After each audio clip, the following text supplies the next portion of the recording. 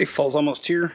For cool season lawns, it's almost time to start doing overseeding and or renovations. And everybody will tell you the best time to do that for a cool season lawn is obviously in the fall. But fall doesn't start till September 22nd. Is that really the ideal date to be doing a renovation or an overseeding?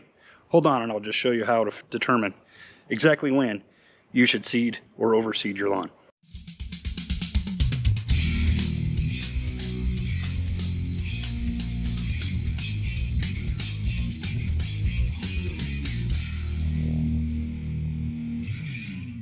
Okay, so we're frequently told that we need to seed in the fall, which isn't until late September.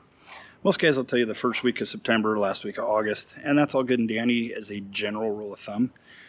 But there's some things that you need to avoid when doing fall renovations, and the biggest thing is your first frost. Now, you want germination at least 45 days before your first frost. 60 days would be ideal. It's not always practical, and we'll get into why. But 45 days is the goal. Now, that's for germination, not seeding. So you need to determine some things and do a little bit of math to figure out what's the best date for you to actually seed. One thing you need to do is go to almanac.com, and there's a tool in there to determine your particular zip code's first frost date. Now, for me, that happens to be August 9th. So that's the potential for the first frost date in my particular zip code. So I want any grass that I'm going to seed germinated 45 days prior to that. So if you go back and you do the math on a calendar, that works out for me to be about August 25th at the latest for germination. So there you're in that last week of August. But what a lot of people miss is exactly what I said. You want it germinated prior to that. And you got to think about what you're seeding. If you're seeding with perennial ryegrass or fescues, that can generally take anywhere from 3 to 7 days. So you need to add that onto there.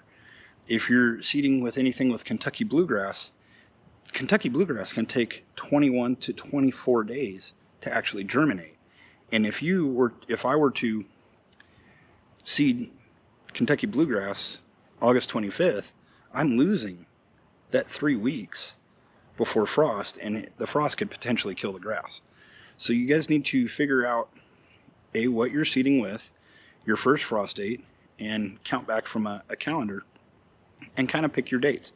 So if I was actually to be seeding, let's say, fescue or ryegrass, and I want it germinated prior to August 25th, I actually want to seed August 18th. Does that make sense? About a week prior. If I was to do that with Kentucky bluegrass, I would probably want to seed right around August 4th. Somewhere between August 1st and August 4th. So that's a big difference from first week of September. There's nearly a month difference. And then you have to factor in all the prep work that you're doing prior to that. So if you got kill off to do, that can take a month. If you're doing it properly. I remember last year when I overseeded the backyard here, I spent, I think it was 3 weeks. I would hit the grass with glyphosate, wait a week, let it do its thing, water it quite a bit, see what came up, reapply the glyphosate, and I did that a series of 3 times. So that took 3-4 weeks to actually work. So I actually started way before August. If I recall correctly, I started in late June. Plus I needed to bring in some topsoil, do a little bit of grading work. I mean, these are all things you need to plan for. So I'm seeing around social media where guys are starting to do their renovations now in late July, and people are giving them crap about it. You shouldn't. They're actually planning properly.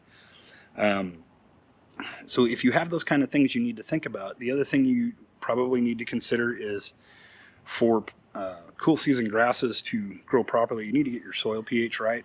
And if you did a soil test back in the spring like most people did, you want your pH about 6.2 to 7.0, somewhere in there.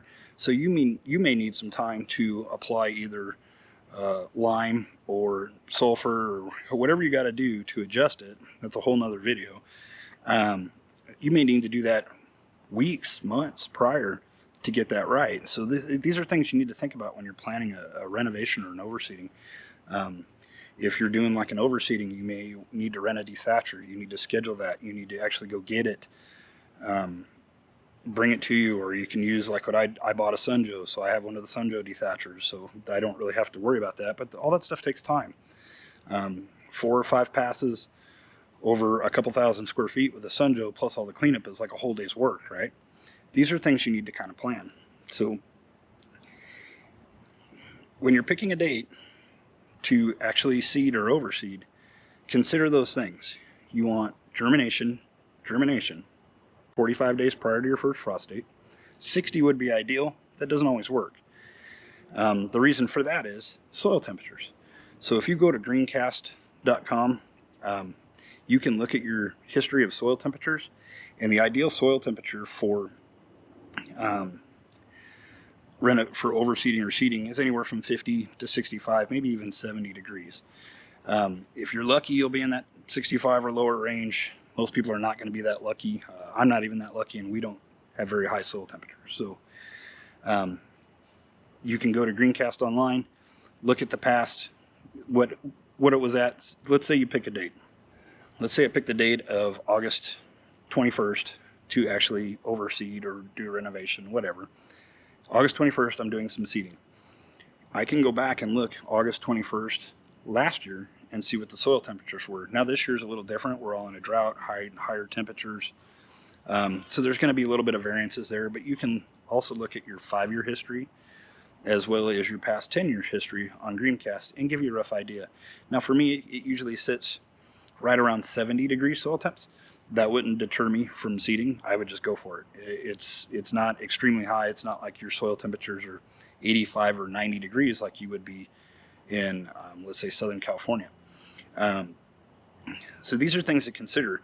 Soil temps and frost dates are going to vary based on your location.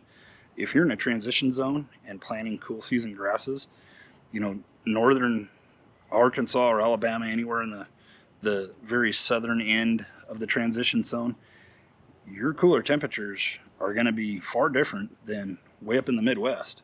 So there are things you need to think about. You can't just go with the standard, the first week of September. You can, you'll probably be fine, but why risk it? I mean, you're putting a lot of money, time, effort into doing a renovation. You want to try to be as successful as possible. So I'll leave links to Almanac and Greencast in the description down below. If you found this video helpful at all, hit that like button. If you have any questions, feel free to comment down below. I greatly appreciate it, and we'll see you in the next video.